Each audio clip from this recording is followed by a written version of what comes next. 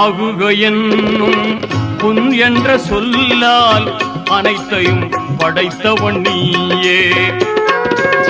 பாகுடன் குர்ஆன் வேதம் தந்த வாய்மையாளனும் நீயே.